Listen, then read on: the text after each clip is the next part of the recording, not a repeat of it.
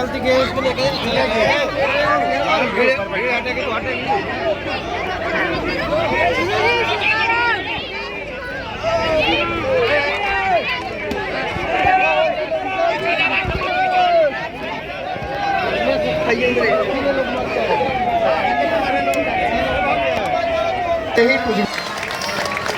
तो आज का दरबार बालाजी का स्मरण करके हम प्रारंभ करते हैं। एक सूचना और है सार्वजनिक, फरवरी के पूरे महीना भर हम बागेश्वर धाम पर रहेंगे।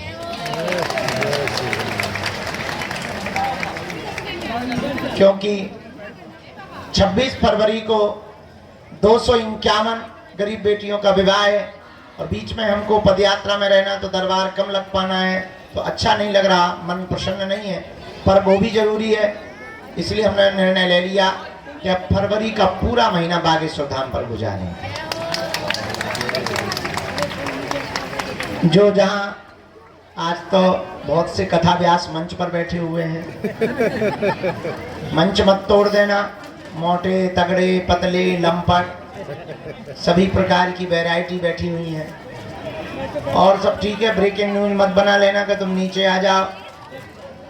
कुछ लोग छतों पे भी टंगे हुए हैं, बूढ़े बूढ़े लोग भी 60 साल के लोग ऊपर से मोबाइल चला रहे हैं और हाथ ऐसे हिला रहे हैं जैसे वोट मांग रहे हो। गजब है, इधर भी गजब ही है। वाह वाह वाह, हाँ वाह वाह, सब जगह। चलो दरबार शुरू करते हैं। जय मैया। धाम पर हमारी महिमा नहीं, किसकी महिमा है? किसकी महिमा है? बालाजी की। एक बात और, प्रश्न ये उठता है कि अगर बालाजी की महिमा है तो हम पर कृपा क्यों नहीं हो रही? ये बहुत लोगों का प्रश्न होगा।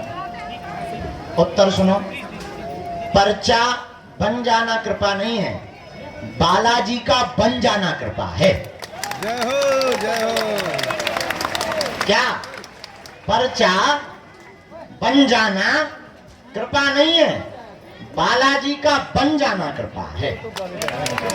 अब तुम्हें निर्णय लेना है कि तुम्हें बालाजी का बनना है या पर्चा को बनवाना है। बालाजी का बनोगे तो समझ लेगा, ऐसे समझो। हाँ हाँ हाँ, किसी देश के प्रधानमंत्री को अपना मित्र बना लो तो मुख्यमंत्री अपने आप मित्र बन जाएंगे। अब फुटकर मुख्यमंत्रियों को तुम मित्र बनाओगे तो 29 राज्य जाना पड़ेगा, तब बना पाओगे। एक प्रधानमंत्री को पकड़ लो, साहब तुम्हारे आगे पीछे डोलेंगे।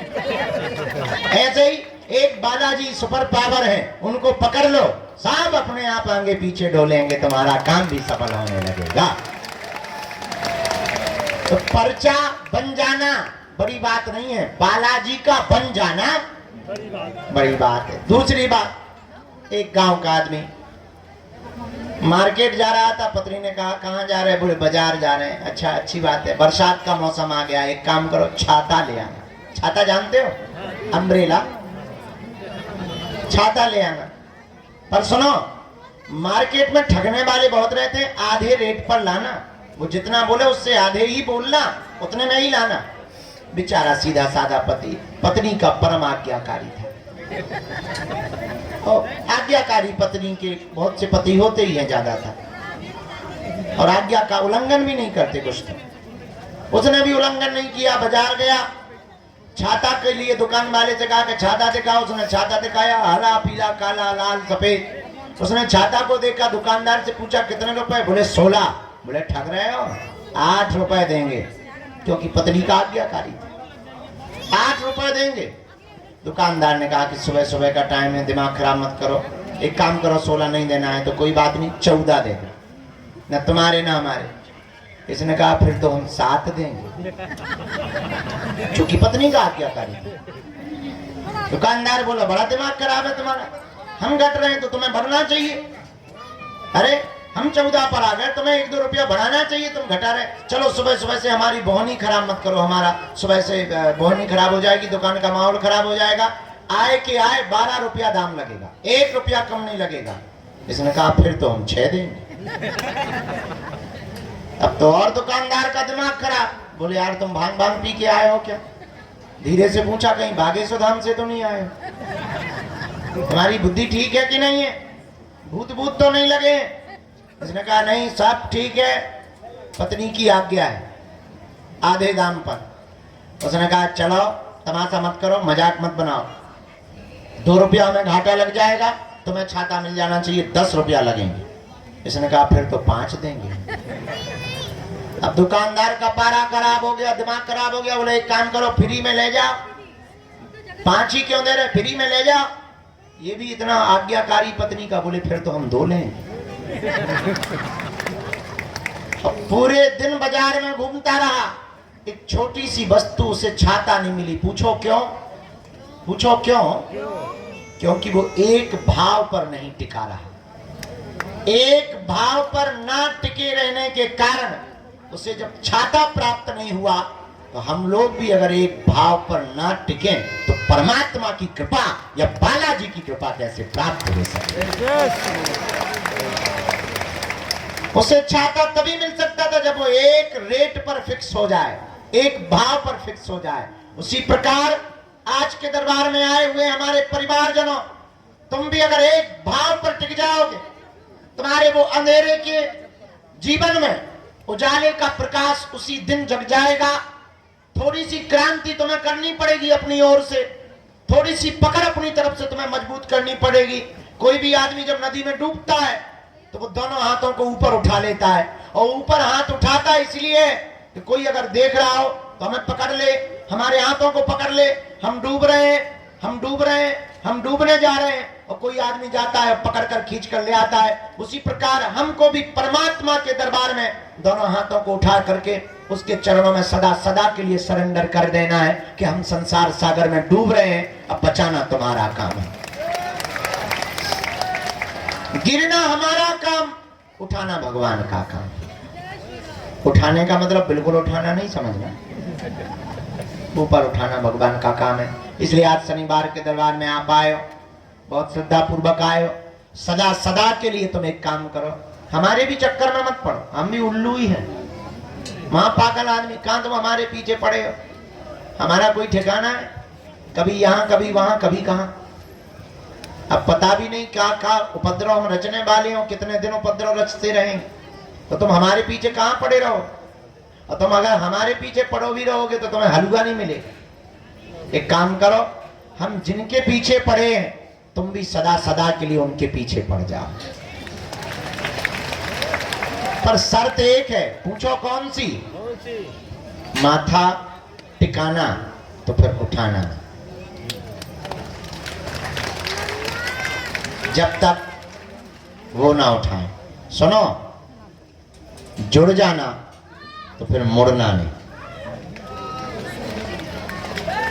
या तो तुम जुड़ना नहीं, जुड़ जाना तो क्या नहीं करना, मुड़ना नहीं। तो जिस दिन तुमने ये शर्त मान ली, हम तुम्हें दावे के साथ कहते हैं जिंदगी में तुम्हें कभी पीछे मुड़ करके नहीं देखना पड़ेगा। पर इसका मतलब ये नहीं है कि तुम इसी शर्त पे जुड़ो कि हमें अब पीछे मुड़ के नहीं देखना पड़ेगा। ये भी शर्त नहीं है, कोई भी शर्त लागू नहीं होती है, ये भी शर्त नहीं है। अगर तुम इस चक्कर में जुड़ोगे कि अब हमें पीछे मुड़ के नहीं देखना पड़ेगा, तो तुम्हें कल ही देखना पड़ेगा। अगर ये शर्त लगा करके तुम जुड़े तो फिर तुम्हें कल ही देखना पड़ेगा। जुड़ गए, सरेंडर हो गए, बाकी का काम उनका है। बस इतनी सी बात समझ लो, शायद तुम्हारी अर्जी पर बिना पर्चा बने ही तुम्हारे घर सेना पहुंच जाएगी, इसमें कोई संदेह नहीं। 3 बार बीज मंत्र बोलकर आइए हम सब दरबार। ओम बागेश्वराय नमः, ओम हम हनुमते नमः, ओम सन्यासी देवाय नमः। मनी मन बालाजी को प्रणाम करो, सन्यासी बाबा को प्रणाम करो, दादा गुरुजी को प्रणाम करो। आज का दरबार बीच में कोई उठेगा नहीं, बीच में कोई टोकेगा नहीं। जो भी सामग्री है, आप जो भी है वो आप सेवादार को दे दें, हम तक पहुंच जाएगी। मन में राम नाम जप करो, जिनके लिए प्रेरणा देंगे हम उनको दरबार में बुलाएं, राम कहो।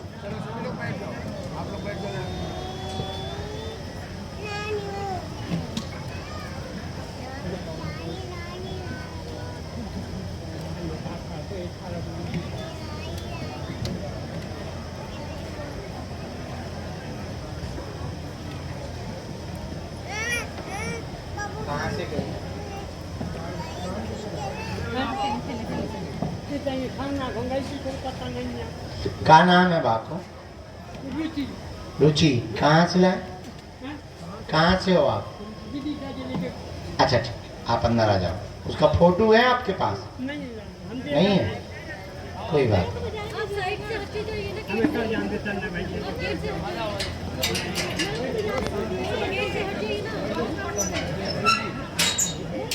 आपको तो वहीं बैठना है बेटा, पीछे पहुंच जाओ, पीछे पहुंच जाओ पहले बेटा।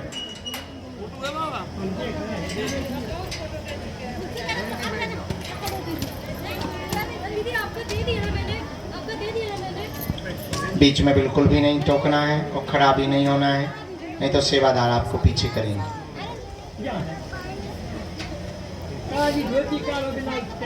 हाँ,